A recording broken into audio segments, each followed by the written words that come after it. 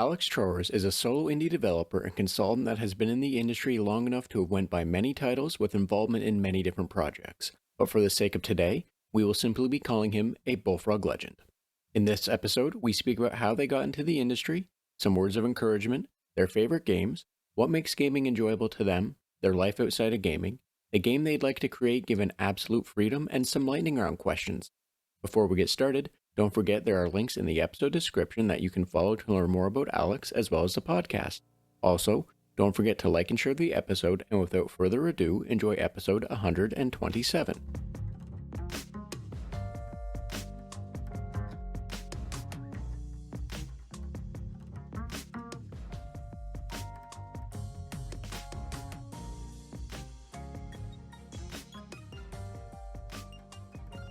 Hi, and welcome to the Red Tunic podcast, a podcast where I look to rediscover what makes gaming fun and enjoyable by having positive conversations with those related to the industry. My name is Link, and today I'm joined by Bullfrog Legend Alex Trowers, whose contributions can be found in games over the last 30 years. Hi, Alex. How are you doing today? I'm very good, thank you. Thank you very much for having me. Thank you so much for being here, especially all things considered, we are in very different time zones. You are across the pond, as they say. So, thank you so much for working this out with all that in mind. It's the middle of the day for me. You're the one who's you're the one who's got to be struggling at this point. But yeah, I no, it's sorry. The weird hesitant sigh was more I have today off for a various number of reasons. Um, the truth of it is I just woke up at my normal work time, so for me I just didn't sleep in, so it's not that big of a deal for me either, I guess. It's business as usual in time zone for me. um Now, Alex, before we get started, I am going to ask this of you. Would you mind sharing uh like who you are, kind of giving like the 411, the elevator pitch for whatever, for like who you are, the things that you feel are most important for people to know before we really get into it? yeah, absolutely. So yes, I'm Alex Trowers. I am a game designer by trade. I've been making video games professionally for 35 years now. I started in the late 1900s for a company called Bullfrog, where I was just a QA guy and level designer, and I worked on pretty much everything they made in some capacity, from Powermonger up until Dungeon Keeper 2. Since then, I've bounced around many different companies over the last 30 odd years, doing a variety of roles. My forte is definitely systems design and that sort of design aspect, but there isn't a single part of the industry, part of the development process that I haven't touched at some point. I can code, I can do art, I've done audio, I do production, everything really. With, it must be said, varying degrees of success. But if you were to pigeonhole me, paint me into a corner, it would be systems designer is my forte. So thank you for sharing that. And it's sorry, the hesitation is trying to think of how I phrase this, um because you are someone that's been in the industry for so very long. I'm wondering, in your tenure, I guess is the way to put it, um, has your approach to things changed a lot from the early days to where we are now? And I ask this because, we have right now there's a bunch of boom shoots that are out that are very much inspired by games from the 90s. In this case, I'll use, because Baltic is relatively, just the chapter two or whatever recently came out, which is heavily inspired by a bunch of stuff. Blood is namely in this scenario or context, and you see like the developer there doing things that are, that you would like to think that this is what Blood could have been if the technology to do such things existed at that time.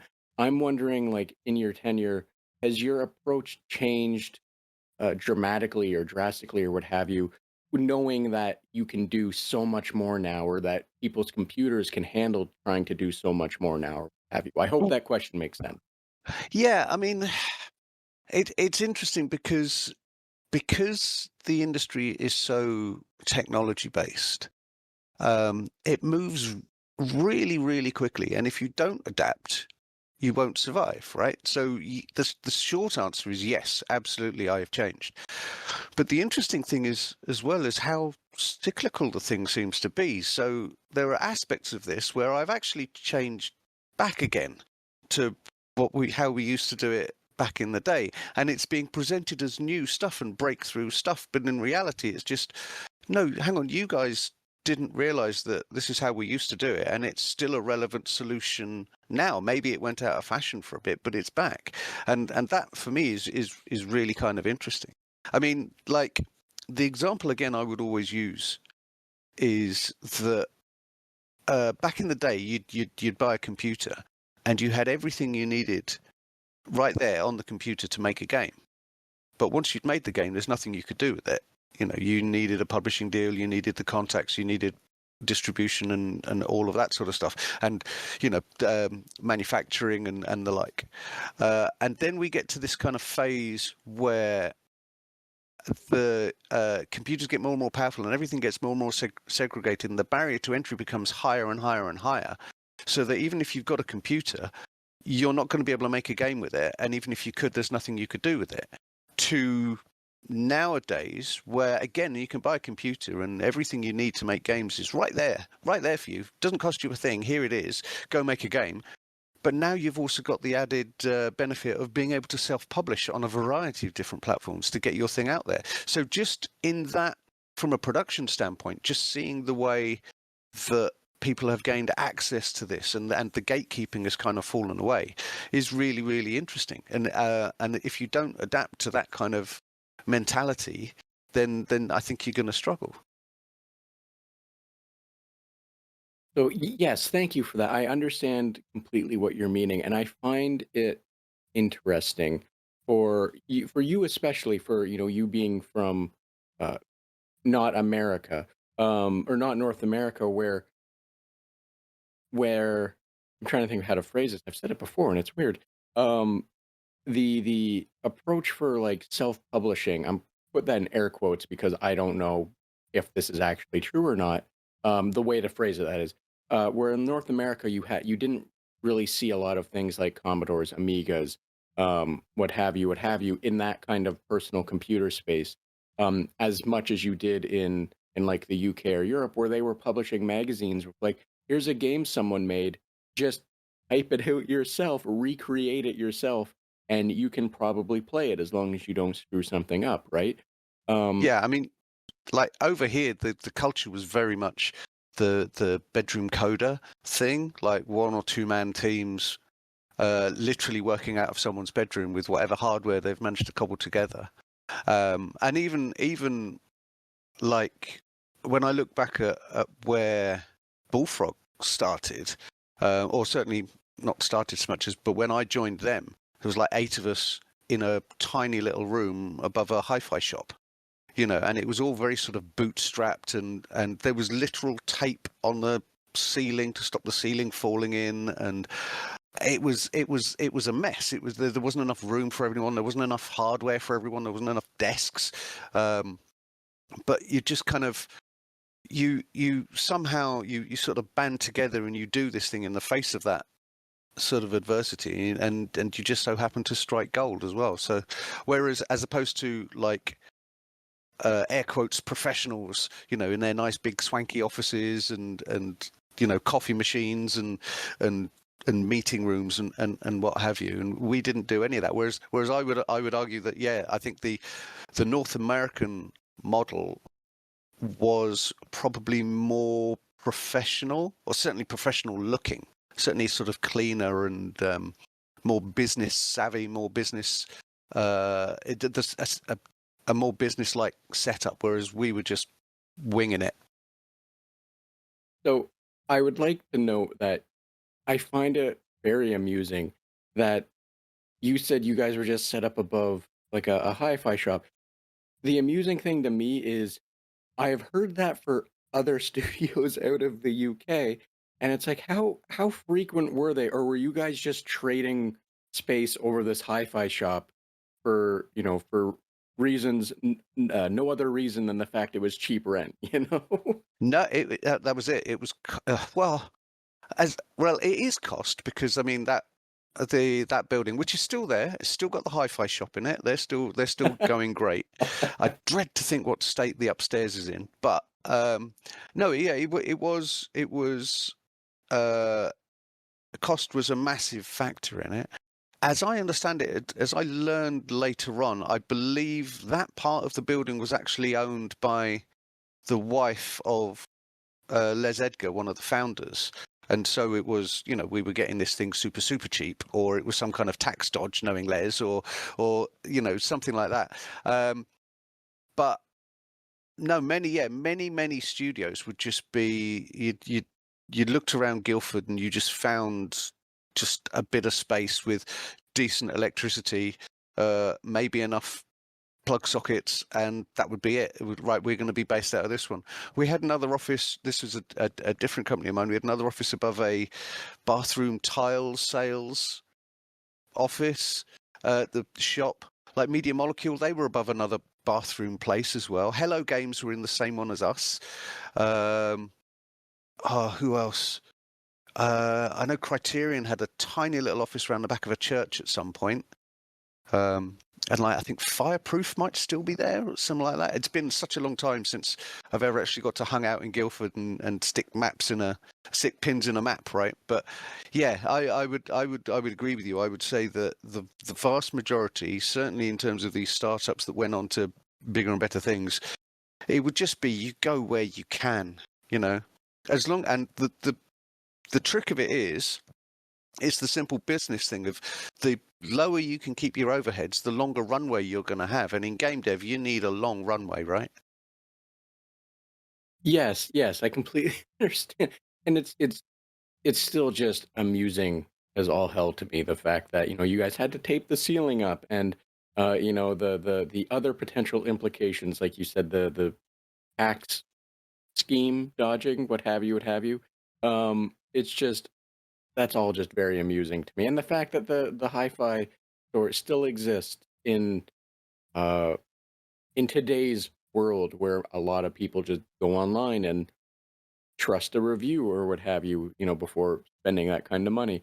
Yeah, I mean But yeah, they pivoted hard to sort of really high-end bespoke. They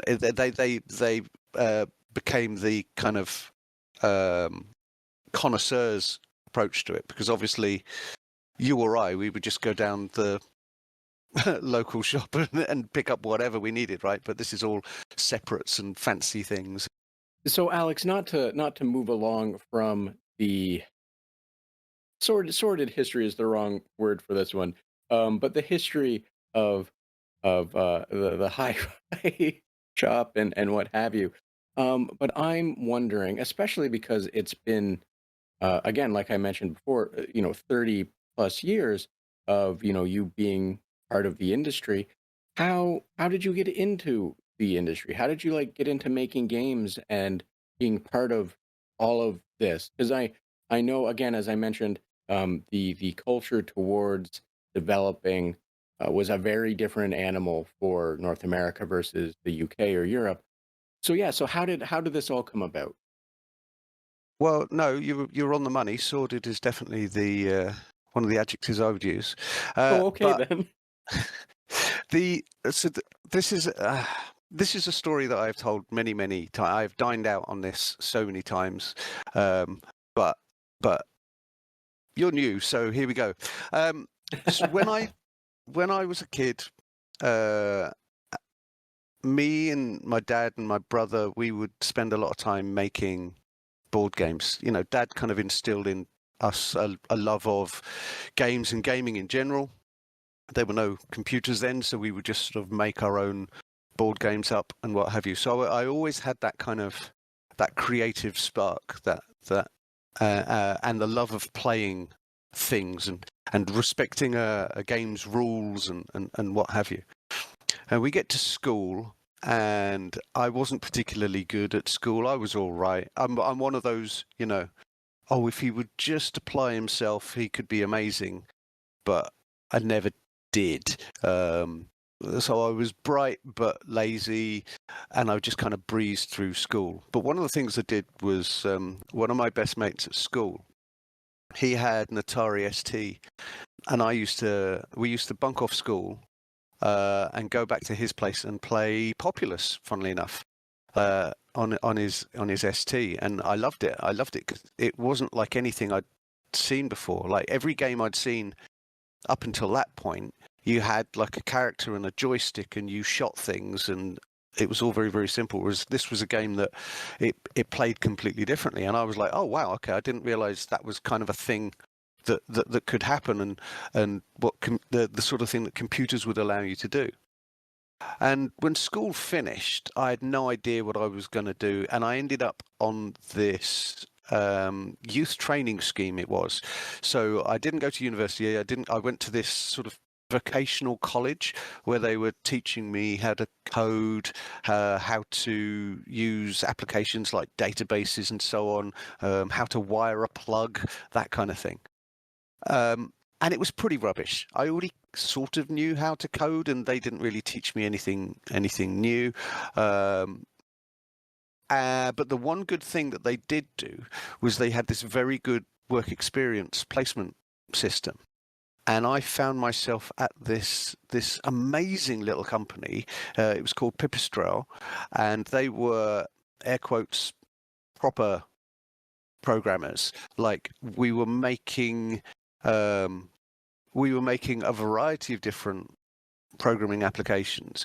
You know when you go on an airplane and you want to order some food or some duty free, they'll have a little handheld device, and it'll let them know what they've got in stock, and then you can make purchases on it and so on.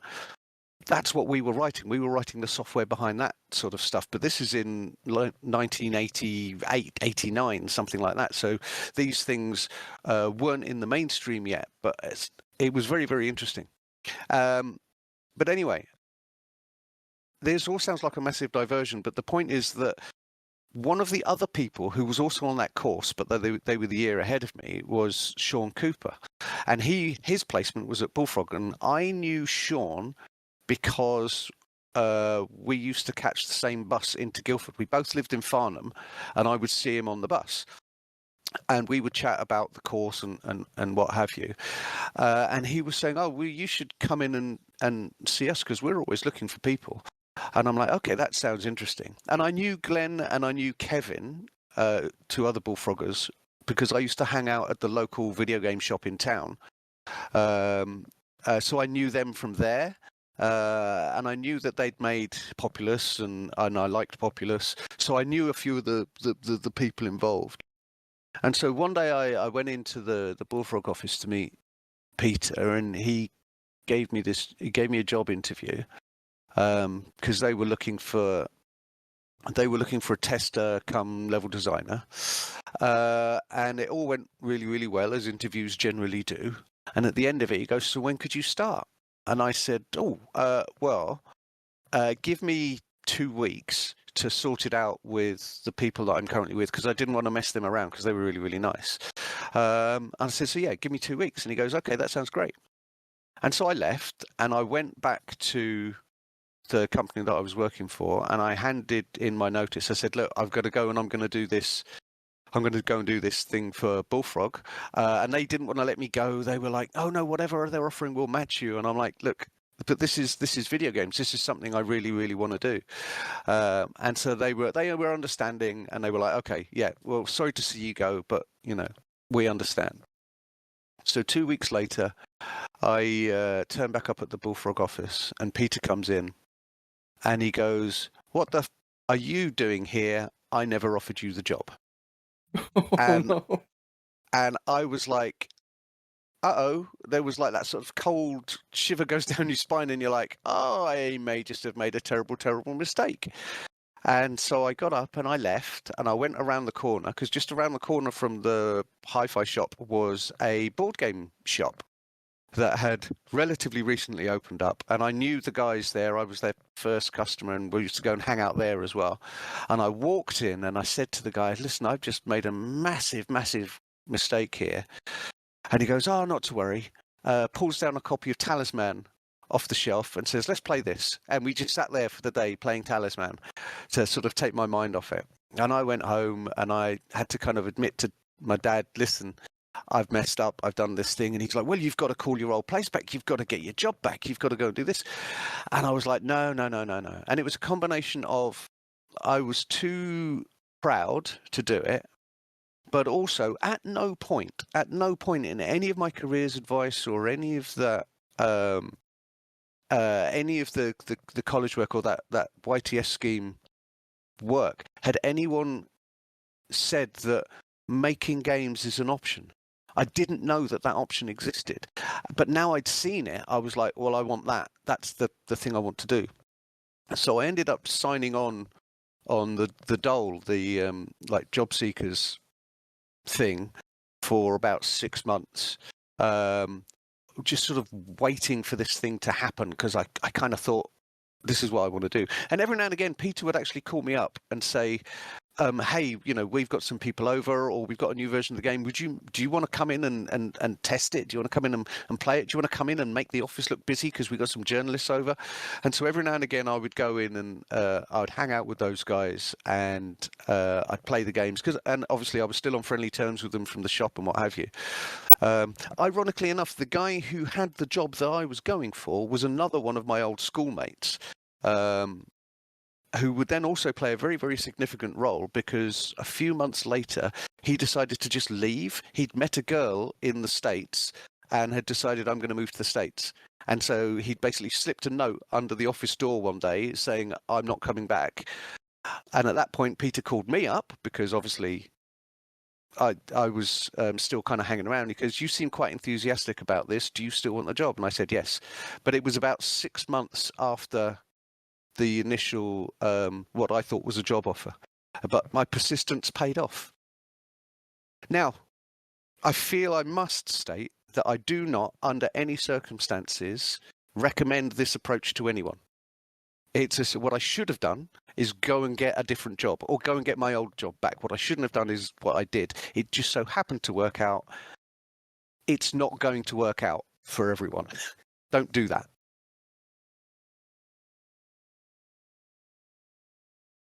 So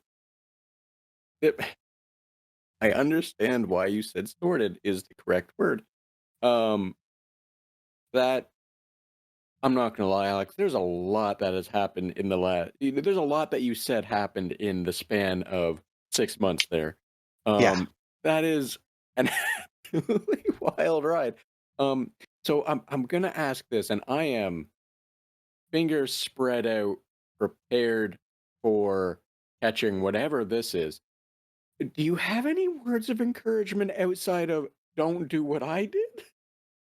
Well, yeah, I mean, the encouraging thing, especially these days, goes back Mhm. to what we were talking about a short while ago, which is it is never the barrier to entry in terms of being able to create games and get your vision of games out there has never been easier than now.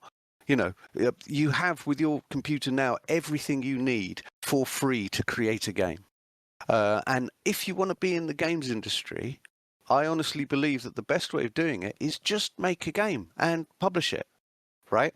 For several reasons. One, if you publish a game, you're de facto in the games industry. There you go. It doesn't matter how much it sells. It doesn't matter how many people have heard of it. If you've done that, then you are in the games industry. Fact. Two, if you're trying to go and work for a bigger company or if you're trying to get into AAA, or if you're trying to get into even your local plucky indie or anything like that, it is pointless going to them with a bit of paper that says you're qualified to do this thing. They're not interested.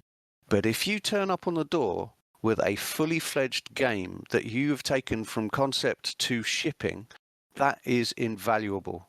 That is the thing that gets you hired. There is nothing harder in the industry than shipping a game, actually finishing the damn thing and getting it out in front of people.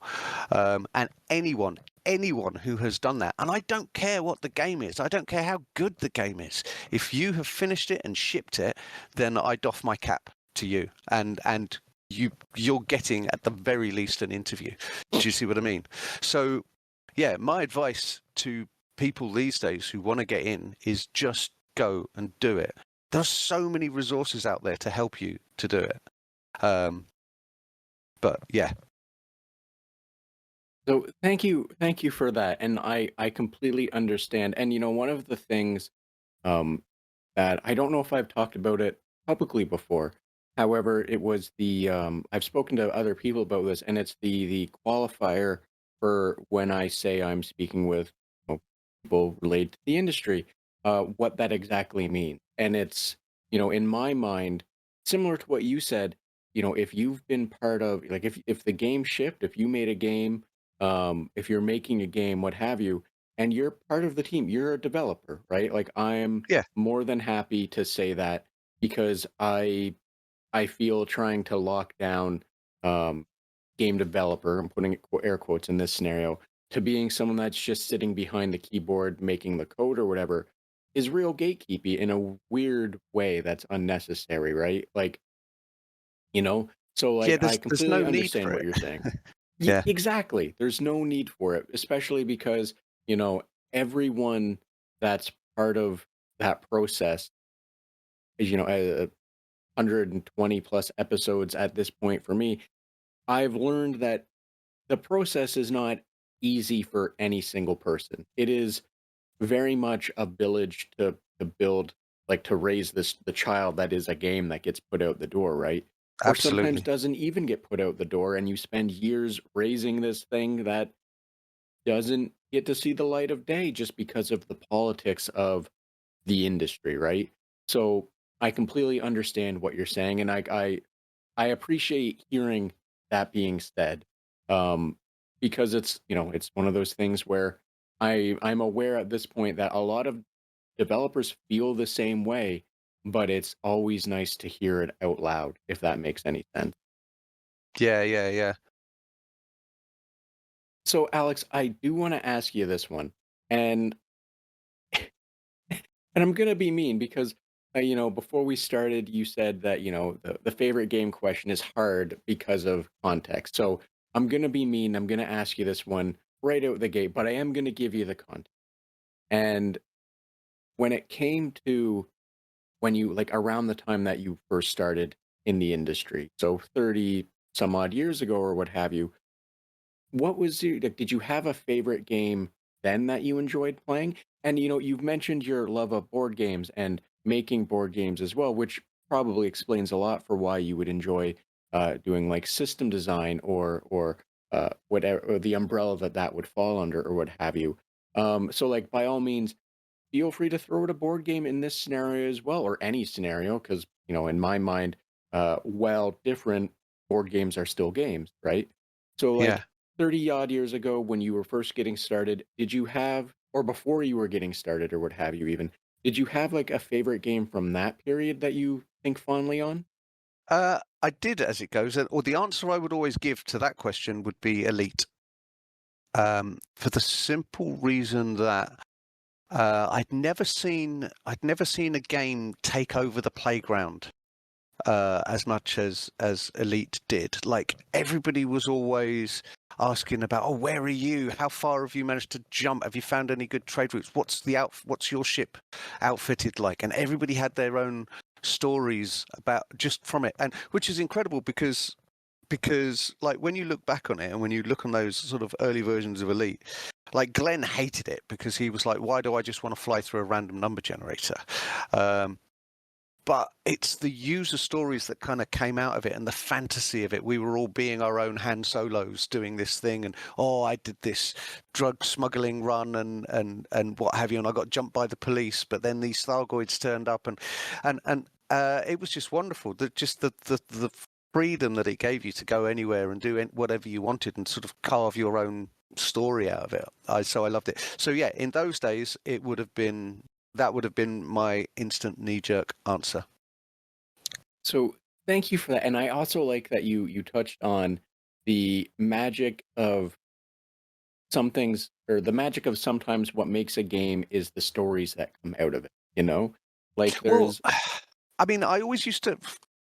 This actually this is certainly in one of the ways that I've changed over the years. And again, back then, early me, I was very ludic, right? I'm very much about, but what does it play like? That's the most important thing. That's the one thing that distinguishes a game from any other piece of media, is this interaction that you have with it, and the things that you do with it, the things that how you play it. And that's the most important thing. And games don't need stories. Games don't need stories at all. Why even bother with the story? Go read a book or go watch a movie. That was then. I would like to kind of modify that to now, which is, if your game needs a story, and some games do, because the word game itself in this context encompasses so many different things. The ones that need stories need good stories, and the stories that we used to give people in games were terrible, because they wouldn't be written by people who could write stories. They were written by the producer or a designer, or whoever drew the short straw. They would throw together some mission briefings for the game that you had made, and it was disjointed and it was derivative and it was rubbish. So on the one hand, you've got the stories that are presented to you in the game, and they need to be good. And there are some corkers out there. There are some absolute corkers out there. I got really, really invested. Oh, sorry. So one of the reasons why I was never particularly into story is because my game would be the same as your game, because there is only one story to it, right? And what I loved about something like Elite is that everybody had their own, and it would be like, well, I've gone here. Well, I didn't do that. How have you managed to? And those sort of water cooler moments, we would call them, where you've gathered around to talk about your exploits in a particular game. It's not, I've reached this point. It's, my story is evolving in this way, and I've gone down a completely different path to you. But your path also sounds really, really interesting. So maybe when I finish with mine, I'd like to go back and replay it and do it your way. So it's only when you get to something like the Mass Effect series where my two things combine, and you've got an interesting enough main story that I can approach in so many different ways and still feel like I'm affecting it somehow. Oh, you didn't wipe out that entire species of aliens. I did. Oh, so-and-so isn't alive in your one. What happened there? Oh, my guy did this. Oh, but my guy's now king of whatever this is. And that's where it becomes really, really interesting and exciting to me. So I can still affect it, but the story is also quite entertaining. But then, you'd hear, Daggerfall. I can remember playing Daggerfall. And I only started playing it because somebody else in the office was playing it, and the stories they were telling me about how one night they'd accidentally hurt someone in a bar and was now wanted in this town, and they'd had to hide out on a roof and spend the night cowering on this roof while the guards were searching below for them and stuff like that. And I was like, oh, that sounds really, really good. So I installed the game, couldn't get out of the first dungeon, kept falling through the floor, and I thought, this game is rubbish, and I uninstalled it. Then I heard somebody else tell me about the time in Daggerfall where they'd visited this temple, and then something else had happened with this other thing, and I was like, oh, that sounds really good too, I want to do that. So I reinstalled it again, and I kept bouncing off this game, but kept getting brought back by the user stories that everyone else had with it within the world, so that, I think, that's incredibly powerful. Yes, I completely understand what you're saying, and also like the concept of replayability. I'm putting that in air quotes, because that's in a sense what you're talking to, but also not talking to. You know what I mean? And I never thought about it in the sense of what can inspire replayability is hearing about other people's interactions, other people's stories, and then going out of your way to maybe see the story that they saw, right? Like the Yeah. the ability that there was more story to it that you didn't get to see, but now you know that there are these different paths that you could have taken.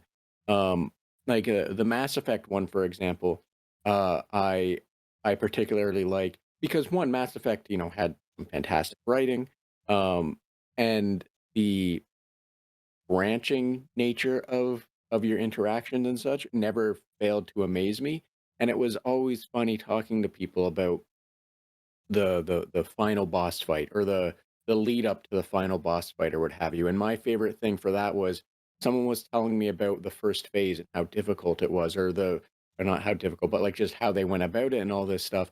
Well, they And haven't recruited all the guys.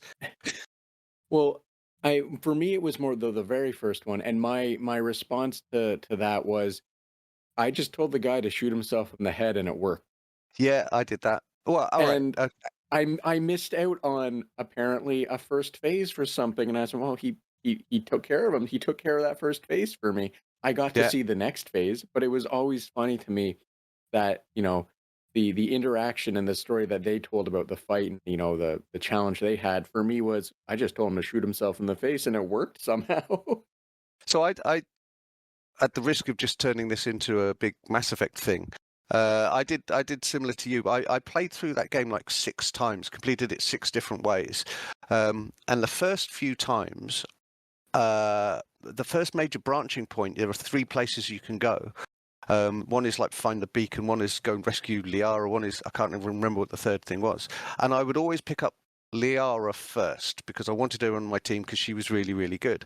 But the third time round, I did it in the opposite direction and I did her last, which meant that her whole narrative was, hey, I've been investigating these mysterious objects. I don't know what they are. But if you did it this way round, you would turn up and she goes, so I think it's this. And you go, actually, it's one of these things. It's an ancient thing from this. Oh, well, that's fascinating because that must mean that these things over here are, oh, no, no, no, let me stop you there. It's actually over here. And these are the big bad guys and they're going to do this. And just there's this whole arc of her getting increasingly frustrated, having spent her entire life dedicated to the research of these things, that this guy has just wandered up and in 20 minutes has explained it how she's wrong about all these things and this is how everything works, and you could just see her getting more and more frustrated with that, and I thought that was delightful. I thought that was absolutely incredible. And then to top it all off, in the second one where they play with that trope of quick, we've got to hurry, we've got to go and do this, and in your heart of hearts, but that's not how video games work, and I've got side quests I need to complete. And so you wander off and you do all those side quests and go, okay, we're ready to go now, and then you go and you go, oops.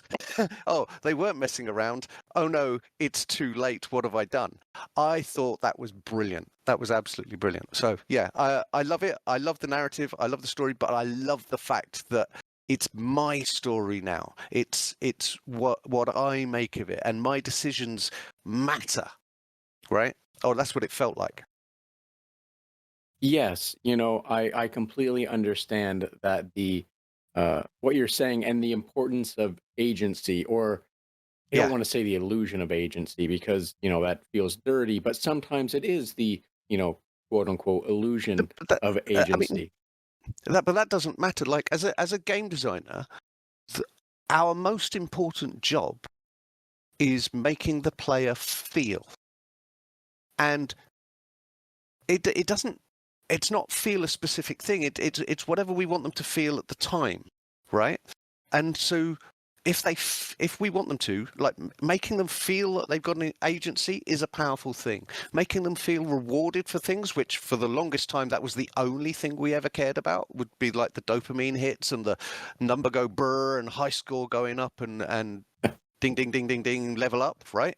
But as a game designer, we want to make you feel happy, sad, lonely, scared, violent, calm, any number of those things, depending on the game and depending on the situation. And we can do it through gameplay mechanics. We can do it through narrative. We can do it through cutscenes. We can do it. There are so many ways we can do it. But understanding, understanding that how we make them feel and what's actually happening are two wildly different things, and they don't always have to align, is quite important. So thank you for that. That's a really important thing to keep in mind. Now, I want to be, honest. When I said the illusion, I wasn't meaning that in a negative way. I just didn't have a better way to put it. But that's a really important thing to keep in mind, that the true agency versus um, kind of thing. When I say true agency, I'm meaning something kind of like an immersive sim, or Yeah. with just so many options that you can do so many different things, and Well, what have you, versus something where you are given a smaller construct of options that at the end of the day, you do have to go down path A, B, C, or D, but Yeah. you still get to pick. And like as you were talking about the the interactions that you will have, the feelings that you will have are well constructed to do that. And like the different pathings, you can have 20 different pathings that go all over the place, but it's still constructed for you to take those paths. And it's so yeah, so thank you for that. And it's also a What? good way to put it, to not feel like they're uh that they're the illusion of, again, that's a dirty word, but I think you know Well, what I'm trying to say. it is and it isn't, because like the other, as well as the hey, how did you get into the industry story? The other anecdote of mine that does really, really well touches on this particular aspect. We made a game called High Octane, and it was a racing game. The real story behind it, which we've gone into many, many times before in the past, was that it was rushed. It was rushed out in a ridiculously short time frame. But the bit that I want to touch on here was that it was a racing game, a combat racing game, multiplayer, and at its heart, it did a very standard thing where I think there were 6 different vehicles you could pick, and you would be choosing your vehicle based on your preferences, and on the vehicle selection screen would be a series of bars detailing each vehicle's handling and armor and weaponry and speed and acceleration and boost and all of those different things, right? And you would make your choice based on what the vehicle looked like and what you saw its stats were. And the trick was that under the hood, all of those vehicles were exactly the same. The stats didn't mean anything. They were the same collision volume even, which when you consider one of them is a truck and one of them was a bike is quite ridiculous. However, people would project those onto the vehicles, and even if you knew what was going on behind the scenes, you would swear blind that the truck could punch through collisions but the bike could make it through gaps that the truck couldn't, and that this one over here, this would really go off the line really, really quick, whereas that other one, it would take a while to get up to speed, but once it was there, it handled like a dream, right? And everybody would be expounding the virtues of their favorite vehicle, but they're all the same. And it took 20 years for us to actually come clean about this. And at the time, everyone was like, what? No. And they would have sworn blind that, but that's not true, because I can definitely remember feeling this when I played in that particular vehicle, right? So the important part is the player feeling what they perceive to be true rather than what is actually true under the hood. It's all smoke and mirrors, let me tell you. So, one, that is absolutely hilarious. Just how that you have an actual use case of player perception being king, where Mm-hmm. in the face of mechanics saying, no, there's nothing different. That's just absolutely hilarious. But from a And production standpoint, right, it made an awful lot of sense. One, it was very quick. Two, the balancing was easy because they were all the same. And people would always compliment on this is a very, very well balanced game. Like, I don't know how they've managed to get it to be a fair race between that thing and this thing. Well, it's because we cheated massively. it, yes, I understand completely. It's just like that is a beautiful way to balance a game. If everything is the same, there's no imbalance between anything because it's all the same. Well, Um, I mean, the other example, the well recorded one from relatively recently was wasn't it the MP44? The machine gun from one of the Call of Duties, where everybody was complaining that it wasn't powerful enough or it was too powerful, and the devs went away and patched it and they changed the audio file. That was it. They made a different noise, and then everybody else went, oh yeah, that's much better. I have recollections of this, what you just said, and it's just, again, it just amazes me that I've never honestly considered the importance of perception and how that impacts your enjoyment, impacts your, like, how you play the things. But at the same time, it makes perfect sense that, if using the gun analogy, if the gun makes a big boom sound, even if it's doing not as much damage as you would expect from a big boom sound, the big boom sound alone is going to make you feel that it's going to do more damage, right? Yeah. So, like, thank you. You basically Oh, just made me realize something that I think myself and probably many people already know, but at the same time have never stood in the face of, if yeah. that makes Well, any sense. and again, most of the time, you'll err on the side of we want to make the player feel empowered. We want to like right. My number one rule of gameplay is you can kill the player in any way you want as long as they realize it was their fault and there was something they could have done about it. Okay, so whenever they fail, they blame themselves. I didn't jump soon enough, or I didn't have the skill for this bit, or the clues were all there. I just pressed the wrong button. That kind of deal, right? Whereas, so it's absolutely fine to cheat the player as long as you're cheating in their favor. So this is where you end up with things like coyote time, where you can press jump a couple of frames after you've actually moved off the platform because it feels right to the player, and they don't mind that level of cheating, and they don't even notice that level of cheating. Or in fact, you can make entire games about it. Like when if you look at some of Treasure's shoot 'em ups, the collision volume for the player's ship is tiny. The actual collision volume that makes a difference is tiny compared to the real estate on the screen that the ship takes up. And it gives the player that feeling of awesomeness where I got through that gap, or I was too skillful for the bullet. Well, actually, we weren't too skillful for the bullet, but what you don't realize is it only counts if it hits that tiny bit of your ship. And in fact, what we're going to do is reward you for letting things pass within the volume of the rest of the ship, to encourage you to go on this reckless yet incredibly rewarding behavior, right? So there's loads of examples throughout the industry of games that they don't necessarily present the truth, but the players are okay with it because it makes them feel better about it. Yes, exactly. When you were describing what you guys ended up doing for High Octane, where the collision boxes and what have you were between the bike and the big truck were the same, I was actually thinking of that being the approach of current as well as old bullet hell games, where it was that singular pixel, and that created such an important game feel.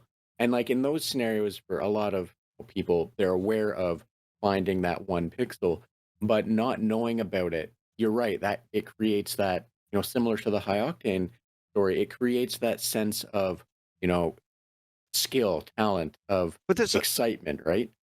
the other aspect to it, though, is um, like especially on something where you've got a choice between a couple of aesthetics, and it's purely an aesthetic choice. There shouldn't be a gameplay advantage or disadvantage to taste, right? Like, because I've chosen the red one shouldn't mean that I get to go faster. I might just like the color red. And why should someone who doesn't like the color red be penalized for not picking the red one? I want the rabbit with a kilt and a bow or what have you as their aesthetic, but I don't want to feel like I've got to pick the elephant with a shotgun because it is somehow gameplay wise objectively better. I don't want to be painted into that corner. Why can't my avatar just express itself as a squirrel in a kilt rather than an elephant with a shotgun? Do you see what I mean? Yes, Oh, completely. Gundam fans are in shambles hearing the red one shouldn't be faster, but I understand what you mean.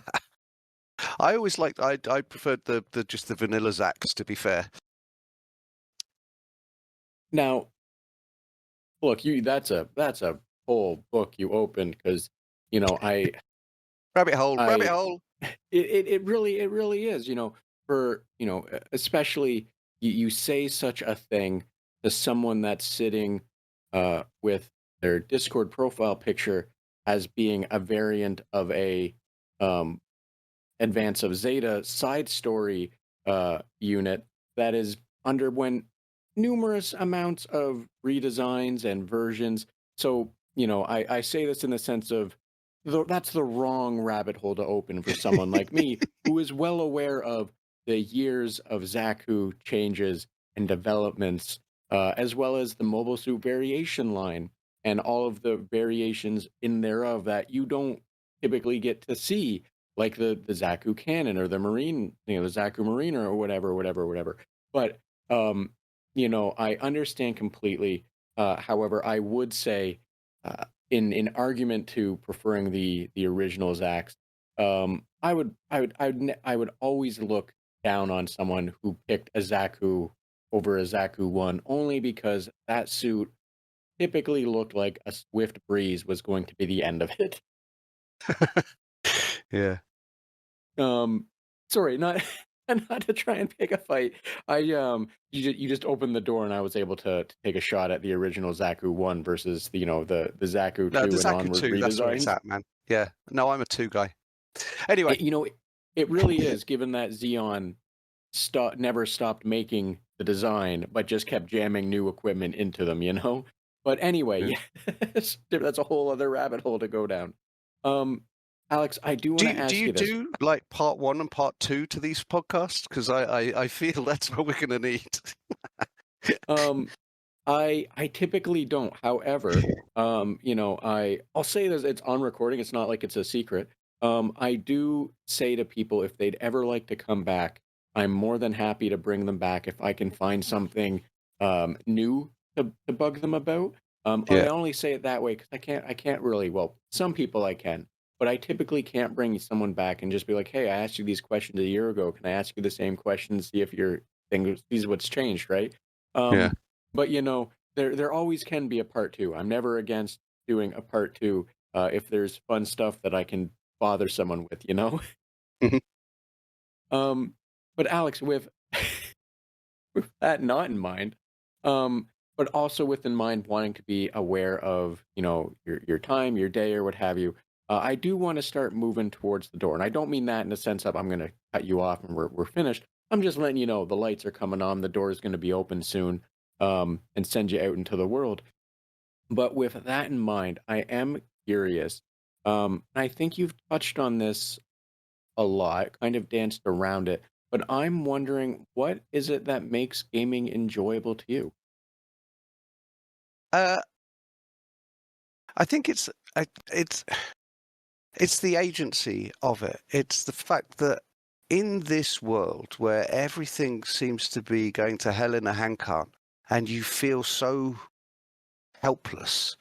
Like you can see mistakes are being made left, right, and center, and the people in charge are just idiots. And but in this small gaming sphere, you are in command, and and rightly or wrongly, some decisions will come back and bite you, but you have that agency, you have that authority to go and do the thing that you think is right, the thing that you want to do, the thing that you want to explore, right? So that it's that escapism, it's the freedom to get away with things that you can't get away with, or things that you don't have the power to affect in real life, right? Yeah, That's probably the be all and end all of it, and I think that's probably. I mean, I don't want to speak for everyone. Other people will get all sorts of different stuff from games, because games is such a broad spectrum. Games can be anything to anyone, but I think that for a lot of people will probably ring true. yeah. So thank you for speaking to that, and I completely understand, especially as someone that really enjoys the story of seasons farming games. I Mm. started playing Harvest Moon back when it was Harvest Moon, back on the Nintendo 64 or Game Boy or something. It's been a long while. But yes, the idea of like escapism in that scenario, or just in general, right? I I completely understand and I agree with. I think my missus is coming up on about 2,000 hours in Stardew Valley, something like that. And it's just her go-to. Listen, I've had a hell of a day. I'm going to sit down and I'm going to, well, whatever it is that she's doing, plant things and go fishing apparently. And yeah, And it's a happy space, right? It's a place that she knows that she can go to. She knows it inside out. There's not much in the way of pressure, unless she's trying to do one of her crazy, oh, I'm going to restore the community centre in 1 year things. Then yeah, she can just go there and she can relax and she can have fun and just let the world go by, you know? Yes, completely understand what you are saying there. Now, I'm going to ask this, and this is just a good jumping off point into this one. So, you can take it for whatever you would like, but what is it you do outside of gaming? You mentioned that you have a partner, so like there's an obvious presumption that there is like a familial unit of sorts, so that that you do have a life outside of gaming. I shouldn't say it that way. It always sounds a little negative putting it that way, but there is the presumption at this point that that you have stuff that goes on outside of making games or outside of your developer life. And I'm wondering, if there is other things outside of gaming that you do to relax, things that you enjoy doing. And I'm very much aware that that answer could just be, oh no, more board games or more video games, which is completely valid. But I still like to ask all the same because you never know, right? Um, Yeah, thinking about it, most of the things that I do outside of video games are other sorts of games. So yeah, board games are certainly part of it. Sport, I still play football, although there were some people that would dispute that, having seen me actually try and play. Um, we've got a couple of kids. I like taking them to castles and things like that.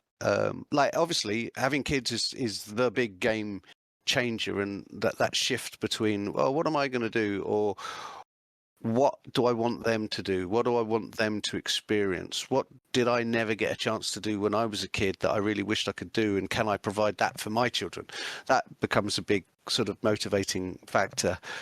So I like taking them out, going interesting places, go to like aquariums, go to the we're obviously blessed in this country. We've got loads and loads of old ruined castles and stuff, and they're great to just let them run around in and explore and climb trees and all of that stuff. So yeah, all the times where we're not playing games in the house, we will be out and about doing that kind of stuff. Again, adventures. Let's go and have adventures. Let's go to the beach. Let's go and see these things that we've never seen before. So thank you for that. And I'm, as a quick moving through tangent, I always love the how do I put it? In North America, we typically you're not going to hear people say that they do sport or sports. Usually they say the thing that they do or the list of things that they do, hockey, soccer, football, um, what have you, what have you, what have you. And I always love hearing someone from the UK being like, "Oh, I do sport or maths," just because it's such a fun cultural difference that it's just a fun thing to me. So like, there's nothing really there. I just like noting that that's always such a fun thing to hear to me. Well, But I love sport anyway. Like I'm not particularly good at any sport. The I'm from the shallow end of the gene pool when physicality comes into play. But and so much of the enjoyment I derive from sport is from knowing the rule set and seeing how teams or people get to exploit those rules, and I can appreciate the simplicity of it. And I love the inherent fairness and symmetry for the most part in sport. It's a bunch of people adhering to these same constraints to produce a better or worse outcome than the other guy, and I really appreciate that. I don't like sports where there's somebody on the other end arbitrarily deciding a number based on what they've seen or what they think they've experienced. I'm not a particular fan of those sports, but anything where there's quantifiable, measurable, this was a good thing because they did these things, therefore they get some points. Who's got the most points? I love those. So yes, I understand what you're saying there.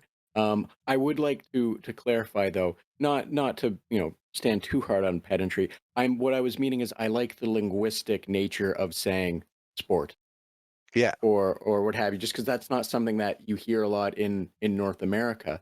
So it's always tickles me when I hear someone say that they like sport because it's a thing that I don't hear often, and it's such a fun thing to hear. If that makes any sense, like Yeah. I know that you might not be able to share why that's a fun thing to hear, but it's just one of those things to me that's just fun to hear because it's like I don't get to hear it often, and it's just fun to me. Sorry. Mhm. Um, but I am curious about this one, if you don't mind. Um, moving past the really cool thing of we take our kids to see castles, which again, also something that can't be said about North America. Oh, they're two a But penny I here, let me tell you. sorry, They're two a penny here. You can't move without hitting a castle. which is wild to me. It's amazing. But what I am curious about is when it comes to doing board games and such, because I think a lot of people have gone into board games, more so since COVID, uh, and what have you. Is there any board games that you would recommend that that you can enjoy, or that you'd recommend people with children that they could also enjoy? Like I know there are some really complex games, there are some really easy games, but I'm wondering if there were some that you, as like a family, can all enjoy that you'd recommend. There's to be honest with you, like, because a lot of the board games that we've got are, I guess, what you would call like the European or the Germanic style, like big boxes, lots of counters, and we haven't managed to get the kids into them yet. There's not many board games that the kids actually seem to have the patience to sit down and try. They would much rather watch YouTube or jump into a game on their Switch and what have you.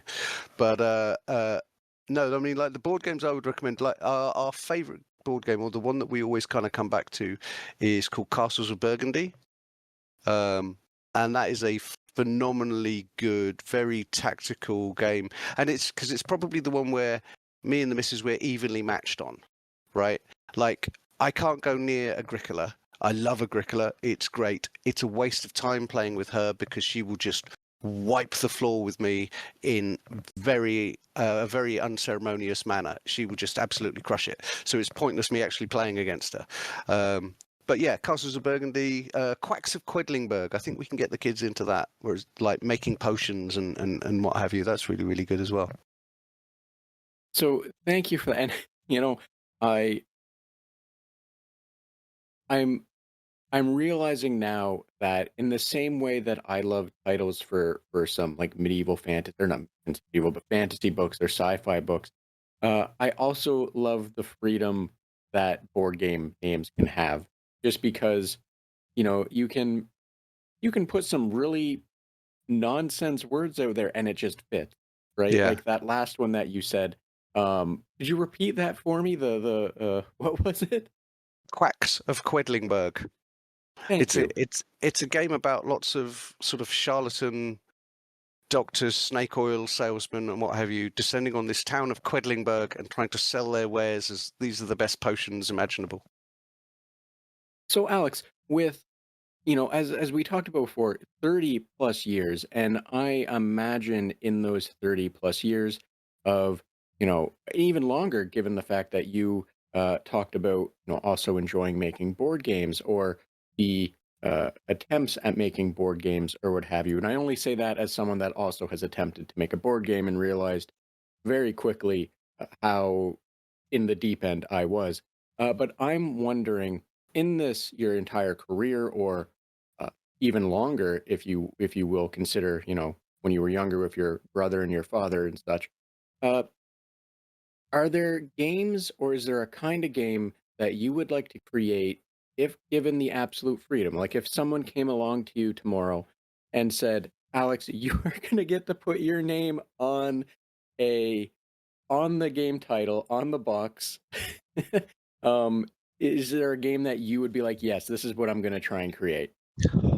Well, like the simple answer is yes, but there's nuance to that question, and specifically the way you phrased it, but I'll kind of come back to that. Like at one point, I always thought it would be really cool. I'd love to have a crack at designing a pinball table, for instance, but nobody makes pinball tables anymore. The pinball bubble burst probably around the late 90s, right? But there was just something about the cool thing you could do with the physics, or having to deal with physics as a constraint and what have you. So I always thought that was one thing. But no, there's a game, like everybody's got a magnum opus, and I think the problem that a lot of people make, certainly those new to the industry, is when they go, I want to get in the industry, they start thinking, this is my magnum opus, I'm going to build that. And you probably want to scale up to it. You don't want to just jump in. Like the amount of students we talk to who they're doing games courses, or they're trying to get into the industry, and you're like, what do you want to make? And they're always like, right, I'm going to make an MMO. And you're like, you're not going to be able to make an MMO. For that, you're going to need a huge team, very, very experienced. You're going to have to deal with server backends and the logistics, and you're going to have to deal with accounts, and you're going to have to, there's so much stuff beyond the move my guy around and go on quests, that again, the amount of content you're going to need for that, or however you generate the content for the end user, these are massive problems to try and solve, and they probably shouldn't be your first thing out of the gate. Build up to it. So, but with that in mind, I'm not getting any younger. I've only got a couple more games left in me. I would say there's loads I want to make, but realistically, given how long they take, I don't think there's going to be many more titles. But there's a game I want to make, or I've been batting around for a while now. It's called Space Krieg, and it's not actually my idea. Back at Bullfrog, there was this lovely guy. He was called Richard Reed, and in the early 90s, he sent in a disc with a game on it that and Peter handed it to me and said, can you check this out, see if this is any good, is it something we're interested in? And I said yes, it was. But we started playing it, and it was called Biosphere. And eventually what we did was I convinced Peter to hire him and bring him over, and we were going to go and make Biosphere. And it's a long story, but eventually we finished Biosphere. It became Gene Wars, and we released it. It was nothing like what the original Biosphere was, which was a bit of a shame. But the main thing is it got Richard into the company, and Richard he was a wonderful person. He had a couple more games that he started making at Bullfrog, but none of them kind of came to fruition. And eventually he left, and he wound up as the CTO of Maxis at one point.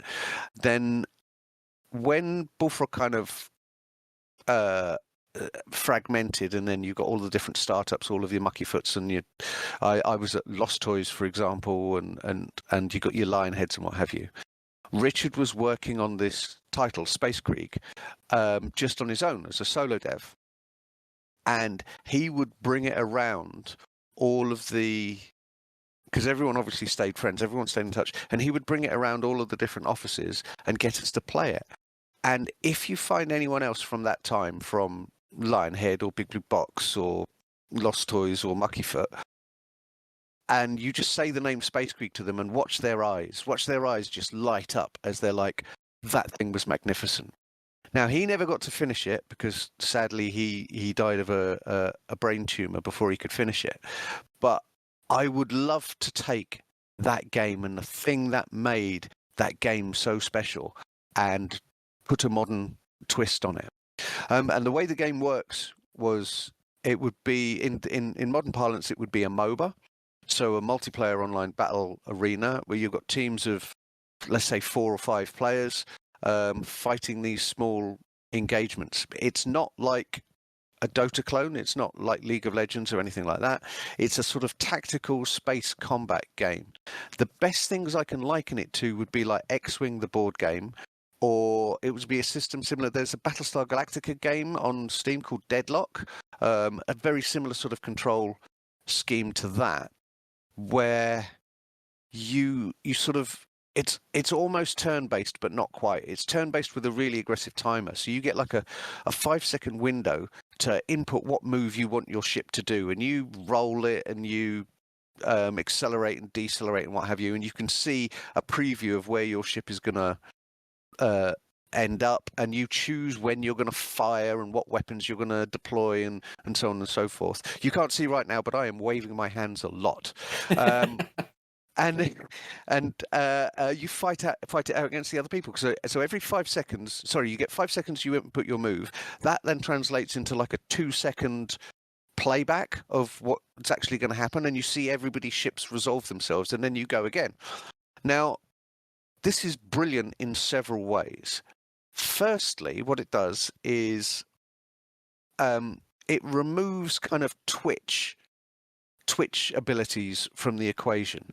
So you can play it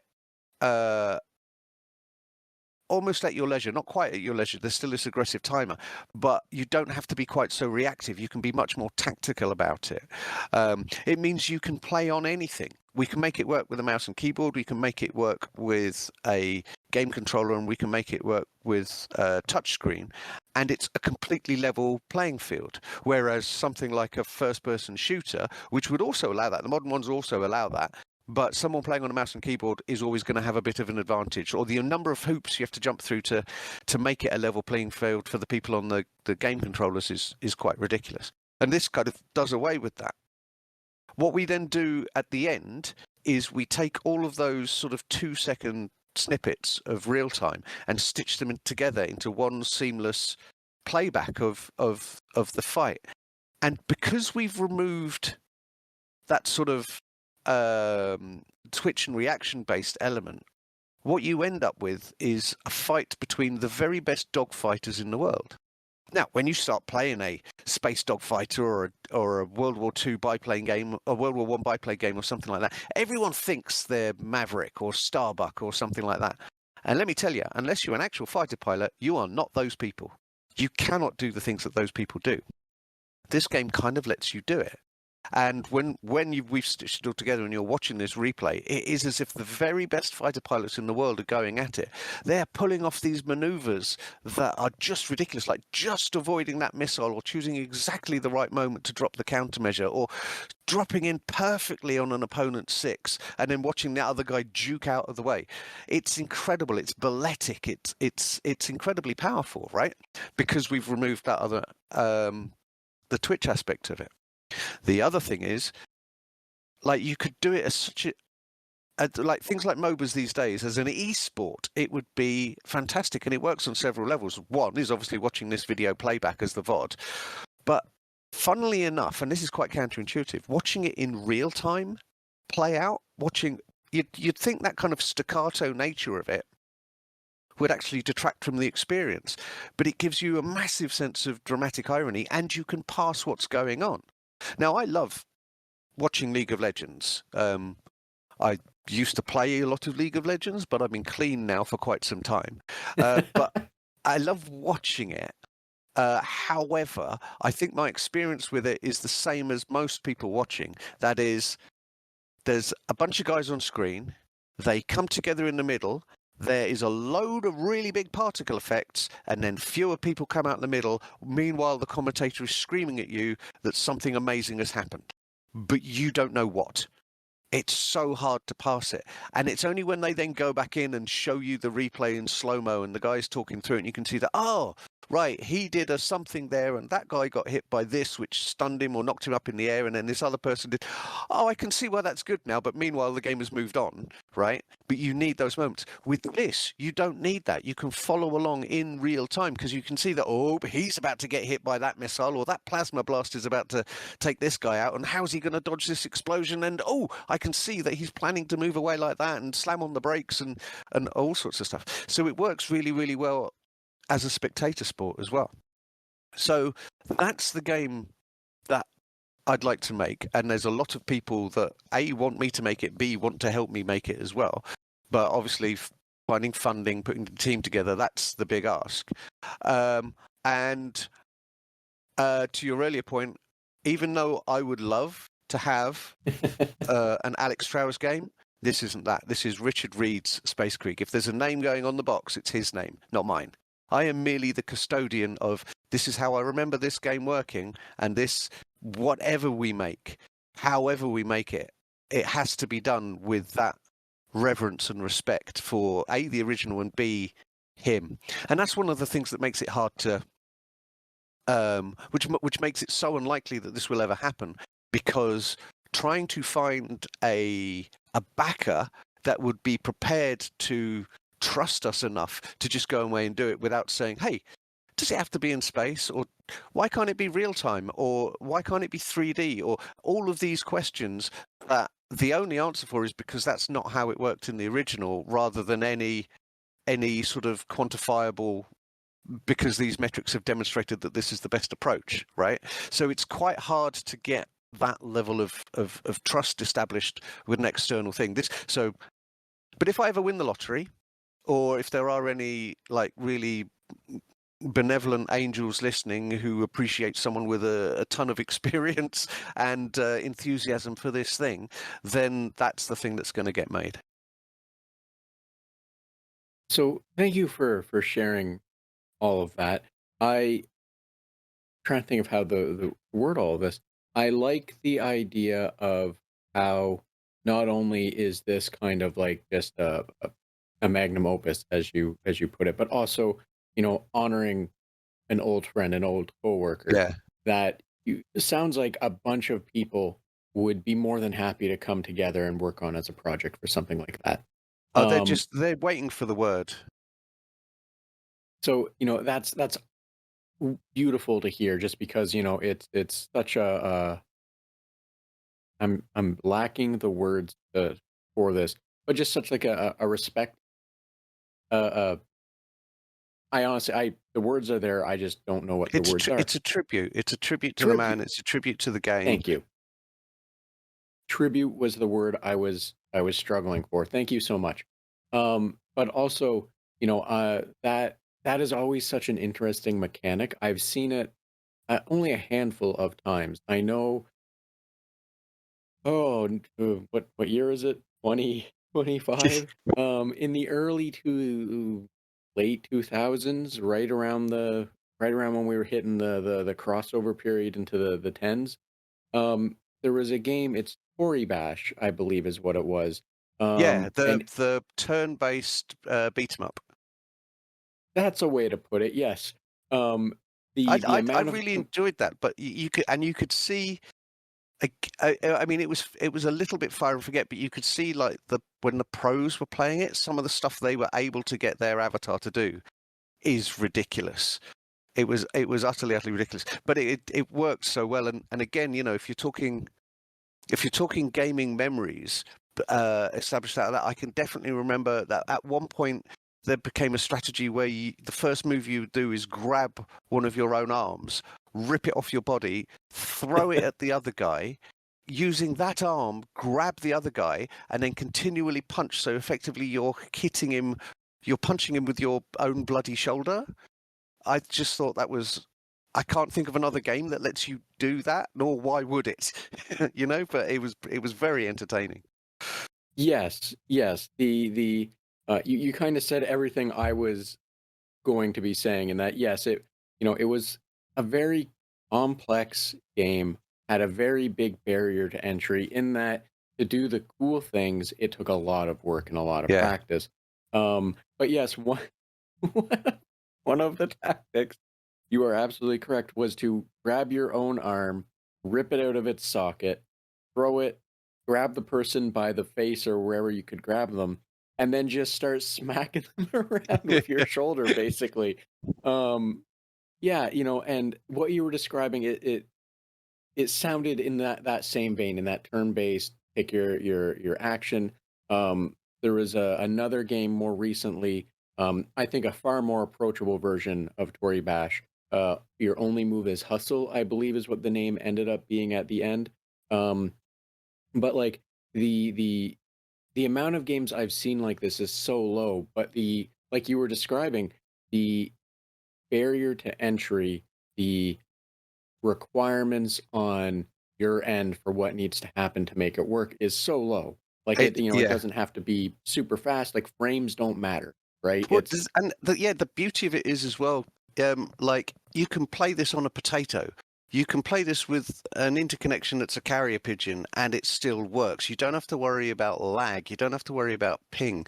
It all just works. And I guess my grand vision, or this crazy image I've got in my head, is in the world's final, the Space Creek World's final, and the stage is set, and there's a big long table with all of the computers on it, with the guys sitting behind the team sitting behind it. But on the end is one guy who's sitting on a sofa with his iPad, just because that's the way he liked to play it. And he's still on the team, and we've made it work on the stage somehow. But it's so eclectic, the mix of the different players who would be able to play this, because it's quite accessible, right? Yes, exactly, and I think that's the beauty of a I don't want to say simple because it's not exactly simple, but But it the presents as simple. That's the trick. yes, exactly. And, it's the swan on a pond. The top bit is incredibly graceful, but underneath the hood, the bit that the player doesn't get to see, these legs are thrashing like you wouldn't believe. Yes, exactly, right? Like it's it's only you only see the beauty of it. You don't see the nonsense behind the scenes to make that beauty, right? Yeah.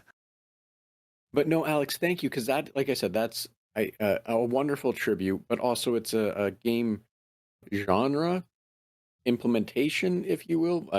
It's hard to describe, but that's such a unique idea that, like, yeah, it would be fantastic to see that presented as like a space or a fight simulator.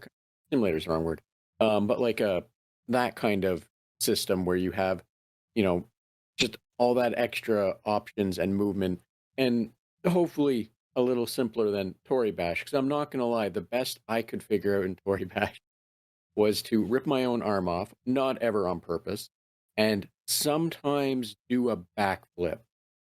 Um, Yeah. the jumping I could do on purpose. The backflip usually happened by accident.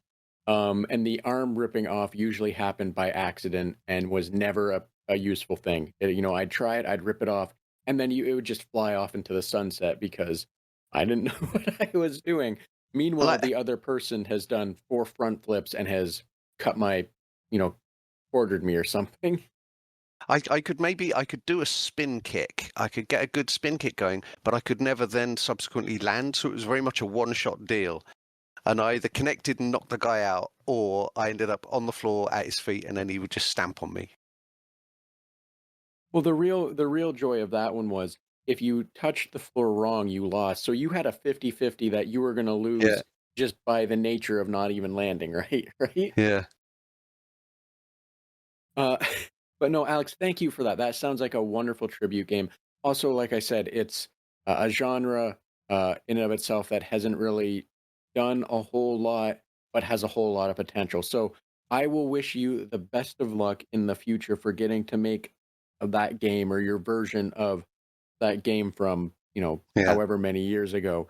Because yeah, that's a fantastic sounding tribute, and also just a interesting sounding game that we could use more interesting sounding games, harkening back to what it used to be years and years ago, where devs just But got to make fun games that yeah, weren't indie devs, I games should weren't say. decided by the market.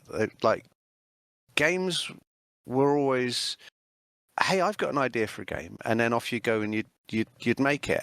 And yeah, but is it going to sell? Is there a market for this? Was always a very much a secondary consideration. And obviously it worked back then because the market was much smaller and people would buy whatever we gave them because that's all there was to buy. And it's like a world of difference now. So again, don't for 1 second be thinking this is how I think it should still work. But you can always tell like a labor of love, a game that has been made by people who start most of the conversations with, hey, wouldn't it be cool if, rather than, oh, we got the latest results from the A/B test, or hey, these metrics are suggesting we should do this. And again, not hey, metrics are bad or A/B tests are bad. That's not the case at all. But there's a fine balancing act to be struck between just implementing something because some analytics have said that this is what you should do, and crafting something because you believe that this is the thing that you actually want to make and the thing that you want them to experience, right? I look at something like Peak. I just kind of started getting into Peak now, and there are some aspects of that can only happen because somebody has just gone, hey, what if we did this? And they've just gone, well, that sounds weird. Why not? And it's not, let's try it out. It's, yeah, okay, we'll put that in because that sounds like a fun thing to do. The case in point being, I don't know if you've played it, but like one of the things you've got to manage is your own hunger. And if at some point you get so hungry, like, I mean, you're nearly at death's door, what happens is your other teammates, instead of appearing as their avatars, appear as kind of roast chickens. Like you're hallucinating that they're just these roast chickens walking around. But if you get close enough to them, you can then the eat interaction pops up, and you can eat your teammates, and it restores all of your health, restores all of your energy, and they're left behind as a skeleton.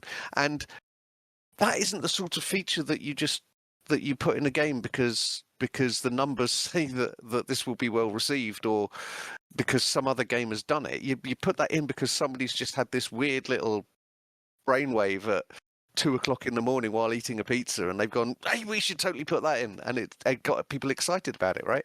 So yeah, more games like that, please. Yes, I know exactly what you mean. The hilarity of, like you said, for no one has put forward to A/B testing, hey, how would you feel if we introduced a little bit of fun cannibalism? That's Yeah, obviously someone having an idea of what would happen if we introduced some fun cannibalism. And the yeah, answer is hilarity, right? yeah. Um, but I no, mean, I my friend understand. didn't think it was so funny at the time, but I'm sure, give him a couple of weeks. Wait till he has the chance to eat you, and then it'll all balance out, right? I am worried about starting up another game with him because I know he's just going to be purposefully starving himself. All the more reason to stay ahead and let the Scoutmaster deal with him, right? Yeah, um, but no, Alex, yes, I understand completely what you mean, and yes, I also agree completely that while there is some form of balance that is needed, having less balance or less focus be on the metrics of will this make us $1 billion, and being okay with making money versus making billions is well, a very hard sell in today's economy for reasons I don't understand. And it's also why I love indie games so much, just because yeah, they're smaller teams, sincere teams, passionate teams that, like you said, are seemingly prioritizing wouldn't it be cool if, as yeah, opposed to, the feature being, wouldn't it be cool if this feature was introduced, instead of, wouldn't it be cool if we made $1 gazillion? It's, wouldn't it be cool if we could do a little bit of cannibalism? yeah. Well, I mean, the thing is, it's not even. I mean, it's polarized to the core these days, but it was still prevalent in the 90s, and I can definitely remember there were times like in the very early days when Bullfrog was Bullfrog, we hadn't been bought by EA. We made whatever it is we wanted to make, right? Our adage always used to be, we make the games we want to play. And they always started with, hey, wouldn't it be cool if? Nominally, we were down the pub or a Pizza Hut or something, and we would get together and we'd go, let's make this. And while we're making it, it's organically coming together. And it's like, hey, that seems to be quite interesting. What if we kind of went in this direction a little bit and it would be this amorphous thing? And we made these incredibly creative games, very original. They never came out on time. And they were never what you would call bug free, right? But they were what they were, and they were very well received. Fast forward a little bit to we've been bought by Electronic Arts, and what used to happen there was we would start work on a game, and they would love the game. EA would love the game, and their marketing department would be, this game is really good and it's really exciting. But this other game that you mentioned would be even better. So stop making the game that we think will be a success and make the game that we think would be a big success. And it was that kind of level of sort of corporate, and I understand why they do it, and it makes perfect business sense to do it. But we were killing off some really good games which would have been great and would have been successful, just not as successful as the one with an extra number on the end. Do you see what I mean? So, and that was always like a very large point of contention, and probably the reason why one of the reasons why Bullfrog just kind of broke up, because a lot of people got very disillusioned with that approach to it and just wanted to make the fun games that they were invested in, that they wanted to make, rather than being told, make this other one because we think we'll make more money that way. Now, not to go down too much of a very scary rabbit hole, but I find it interesting that in today's world, you have investors like EA or whomever is publishing or funding who are saying things like, well, why aren't you making the next Balatro?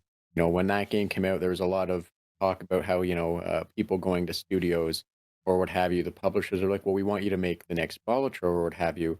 And it's like, well, games like that came about because someone had a fun idea Yeah. and was allowed to do that fun idea, right? I know Balatro is an indie game; it's a whole different, like a whole different vibe check compared to a studio. But this statement No, but kind of extends the to principle studios is the as same. well. The Yes, principle is the exactly. same. There was a passionate lead who believed in this thing, and they went and they had the resources to bring it to life. Or if you look at Vampire Survivors, and he brought it to life, and he built that community on itch, and then obviously when it was ready, when it was good and ready, and not because he was under pressure from shareholders or what have you, he released it on Steam and it went gangbusters, because you could see that it was perfectly done. It was well cooked, and he had been left to his own devices, and there weren't these external pressures, and he didn't have to make compromises. He could just, that was his vision, and off he went, right?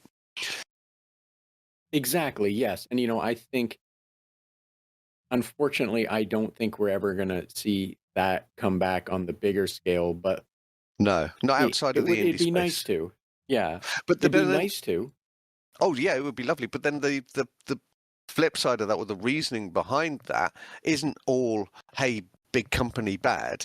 It's literally the expense, the amount it costs to do AAA, or what is about to become quadruple A now, is obscene, absolutely obscene, right? It takes so long and it takes so much money, and it's such an investment, not just in terms of the financial constraints of everything, but you've got to get that many people invested in this one thing for 5 or 6 years now, with what always used to be the case was, like, you would go to an EA or you'd go to an Ubisoft, or any of the other the big players, not because you were going to create these fantastically original things. You were going to work on the next thing on that franchise, right? And they're amazing franchises. They're fantastic experiences. But you're working on that, and you've traded in your kind of creative freedom for job stability. And now the job stability argument has gone out the window. I don't understand how those models are able to persist.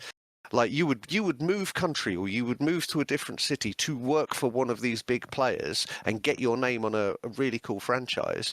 But nobody's doing that now, simply because there's no guarantee that in 6 months' time you're still going to be there.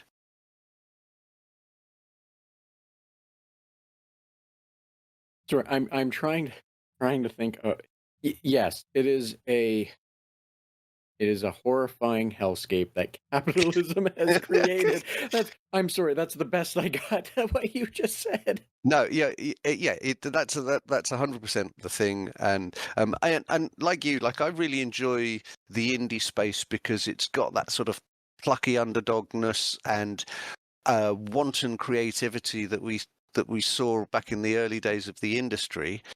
My glib throwaway saying would be more games, less industry, or something like that.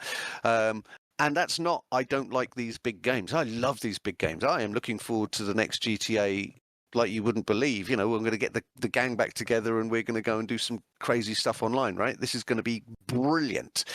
But it has so skewed the industry, and because the risks are so high, the big players are getting more and more conservative. They're getting more and more risk averse, so they're not prepared to take a punt on a, you know, $5 million game that may make 7 or 8 million. They need it to make 200 million.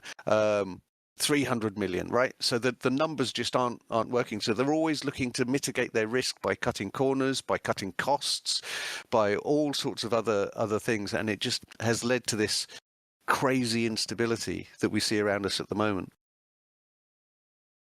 Yes, exactly.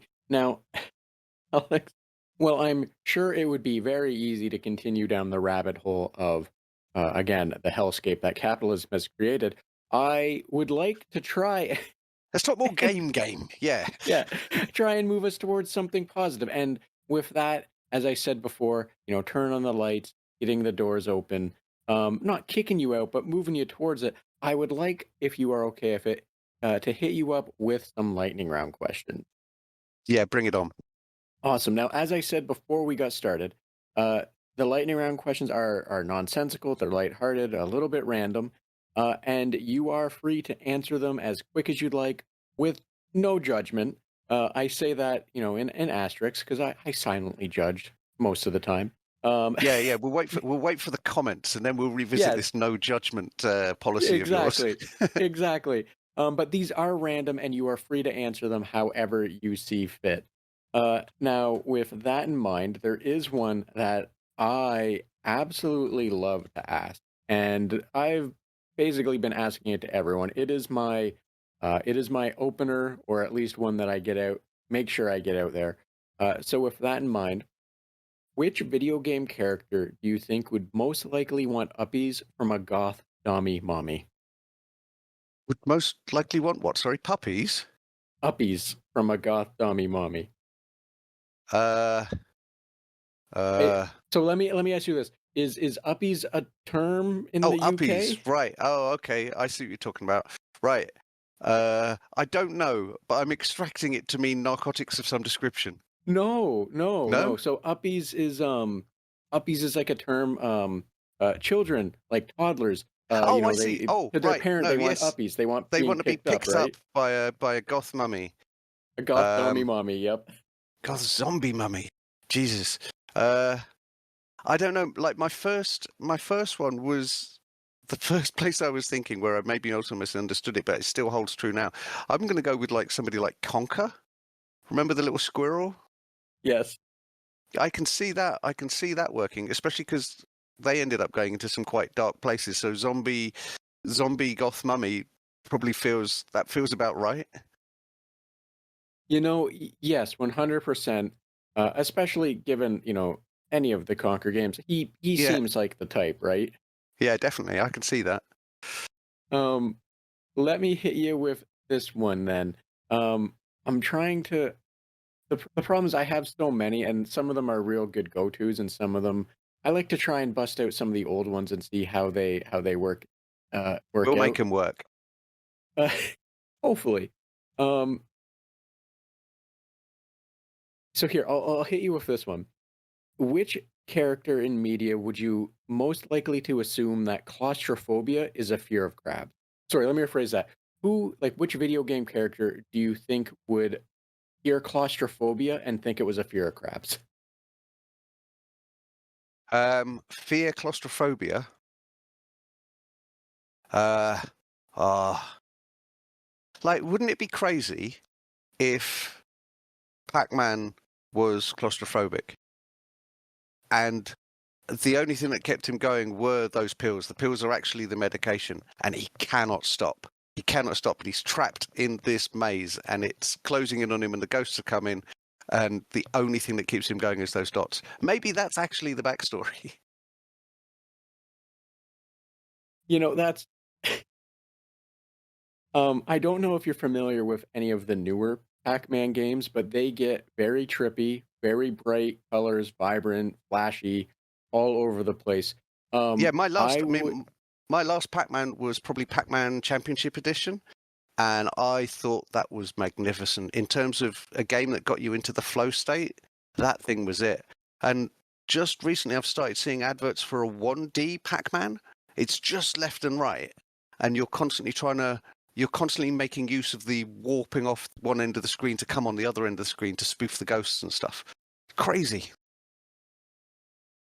That does sound like it would be a very uh, interesting pitch for Pac-Man. But championship editions, yes, that is exactly that. That game would very much put into argument that those pills were just really keeping them going. Yeah, You know. that was such a good Uh, game.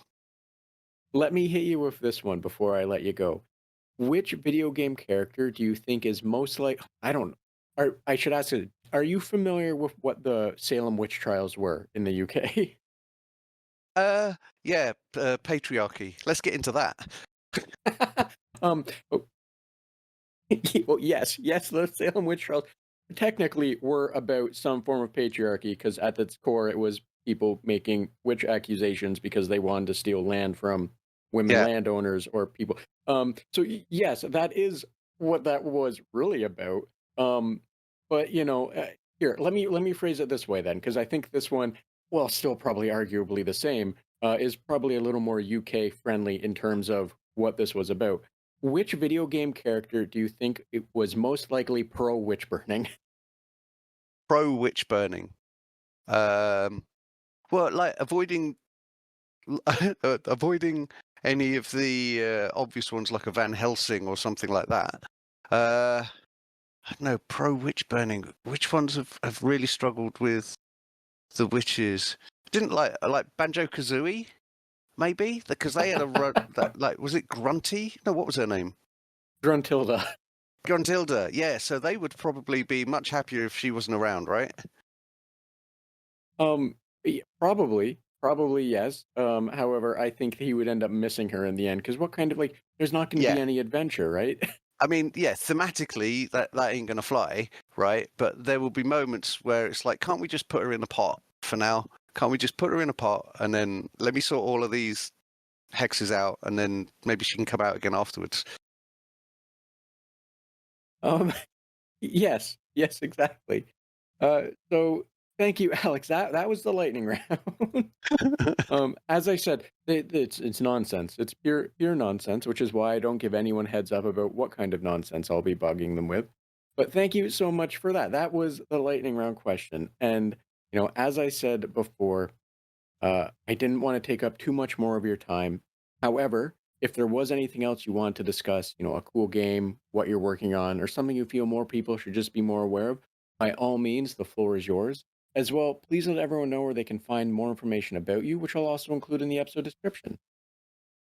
Well, yes, I mean the stuff I'm doing at the moment, I'm kind of tinkering with a procedural dungeon crawler, um, where where like I decided to get into procedural generation and I was looking up how to make dungeons and everyone was doing it the same way. They're all cell based, it's all 2D and it's all on a grid and I didn't want to do that.